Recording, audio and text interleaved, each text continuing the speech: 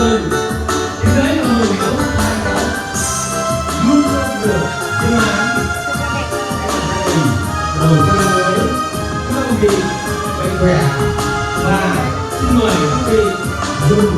cơm dùng dầu đối với ăn thì chúng tôi phải cùng chung với gia đình chúng tôi cùng chúc cho cùng hiến có cái là ông ruột của cháu máy được mạnh khỏe rồi là sức khỏe, gia đình thì hạnh phúc chúc cho gia đình hai thương gia thì ông Hòa ông bà Hòa Vinh